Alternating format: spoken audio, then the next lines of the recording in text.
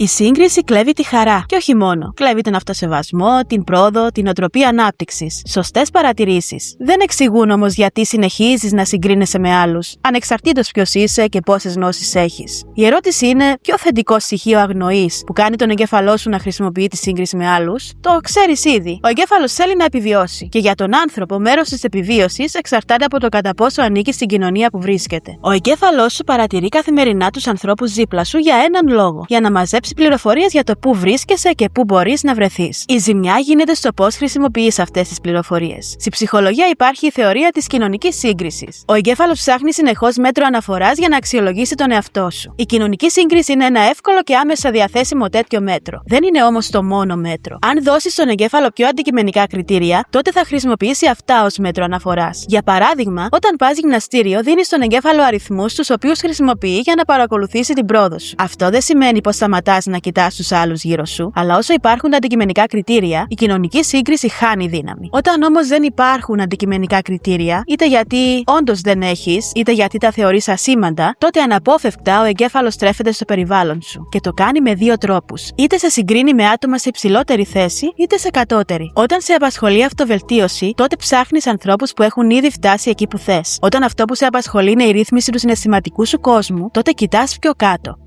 Κανένα από τα δύο δεν είναι από μόνα τους κάτι κακό, αν ήσουν απλά ένα σύστημα. Γιατί είναι απλές πληροφορίες. Γιατί όμως νιώθουμε ότι αυτές οι πληροφορίες μας κλέβουν τη χαρά? Η ανωδική σύγκριση θα δούλευε προς όφελός μας αν γινόταν μέσα σε άμεσα περιβάλλοντα. Όταν συγκρίνεσαι με άτομα που είναι 5-6 βήματα πιο μπροστά, ο εγκέφαλος προβλέπει πως υπάρχει περιθώριο βελτίωσης. Ενεργοποιείται το σύστημα ντοπαμίνης και σε θέτει σε κίνηση. Συνήθως όμως συγκρινόμαστε με άτομα που είναι αντικειμενικά σε άλλο πλανήτη. Το σύστημα ντοπαμίνης δίνει αρχικά σήμα, αλλά δεν μπορεί να σχηματίσει μια πρακτική πρόβλεψη. Ως αποτέλεσμα, το σήμα πέφτει και εσύ βιώνεις απογοήτευση ή ότι κάποιος σου έκλεψε τη χαρά. Τότε αυξάνονται οι πιθανότητες για σύγκριση με άτομα σε χειρότερη θέση. Γιατί θες να ρυθμίσεις κάπως αυτό το αρνητικό συναίσθημα. Ψάχνεις μέτρο αναφοράς, κοιτάζεις γύρω σου, βρίσκεις άτομα λίγο πιο κάτω και λες εντάξει, όλα καλά. Δεν μπορώ να πάω μπροστά, αλλά τουλάχιστον δεν καταραίω. Τα μέσα κοινωνικής δικτύωσης κάνουν την κοινωνική σύγκριση πολύ πιο περίπλοκη. Γιατί δεν αρκεί να έχεις αντικειμενικά μέτρα αναφοράς. Ο εγκέφαλος σου αποκτά ακούσια πρόσβαση σε χιλιάδες άλλα μέτρα αναφοράς και χωρίς φίλτρο απόστασης. Σκρολάρεις για 5 λεπτά και κάθε δημοσίευση κάνει το σύστημα ντοπαμίνης να δουλεύει υπερορίες. Βρίσκεσαι ξαφνικά μέσα σε μία λούπα ανωδικών και μη ρεαλιστικών συγκρίσεων. Το σήμα ντοπαμίνης ανεβαίνει και αποσύρεται σχεδόν αμέσως. Ξανά και ξανά, δεκάδες φορές τη μέρα ή και την ώρα.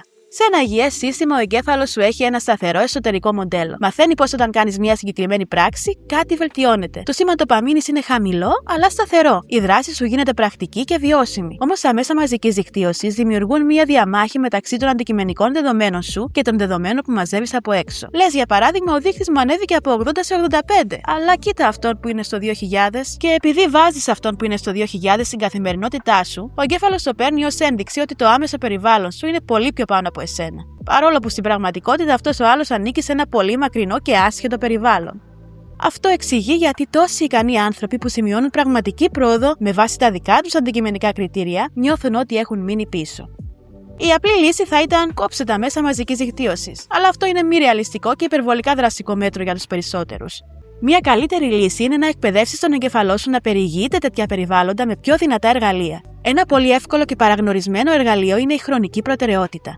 Ο εγκέφαλος δίνει τεράστια σημασία στο ποιο μέτρο αναφοράς έρχεται πρώτο. Αν ξεκινάς με κοινωνική σύγκριση, τότε αυτό γίνεται η αναφορά σου.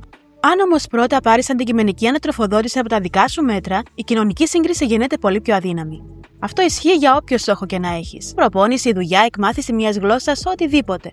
Πρώτα κάνεις την πράξη, παίρνεις ανατροφοδότηση από τα δεδομένα που παράγει αυτή η πράξη, το σύστημα ντοπαμίνης παίρνει την επιβεβαίωση που χρειάζεται για να μείνει σταθερό και μετά κάνεις ό,τι θες. Σκρολ, σύγκριση με τον γείτονα δεν έχει πια την ίδια σημασία. Γιατί ο εγκέφαλος έχει ήδη αναφορά για το ποιο σύστημα είναι πιο σημαντικό. Ένα άλλο εργαλείο που απαιτεί λίγη περισσότερη προσπάθεια είναι το πώς ερμηνεύεις την κοινωνική σύγκριση. Όταν βλέπεις το άτομο που είναι στο επίπεδο 2000 ενώ εσύ είσαι στο 85, ο εγκέφαλος δεν μπορεί να ξεχωρίσει πως η σύγκριση δεν ανήκει στην ομάδα αναφοράς σου και την χειρίζεται ως λειτουργική, ενώ δεν είναι. Πρέπει εσύ να το πεις ρητά και πρέπει να το πεις πριν ο εγκέφαλος προλάβει να κάνει την αυτόματη ερώτηση «Τι λέει αυτό για εμένα?». Όταν ρωτήσεις «Υπάρχουν εδώ πρακτικά βήματα που μπορώ να αντιγράψω?» και η απάντηση είναι όχι, τότε λες στον εγκέφαλο «Αυτό δεν είναι ένα έγκυρο μέτρο αναφοράς». Στο τέλος της ημέρας, αυτό που έχει σημασία είναι να θυμάσαι πως η σύγκριση είναι ένα βιολογικό εργαλείο του εγκεφάλου. Άρα δεν θα σταματήσεις να συγκρίνεσαι, μπορείς όμως να επιλέξεις με ποιον. Και ο εαυτός σου είναι η πιο λειτουργική επιλογή.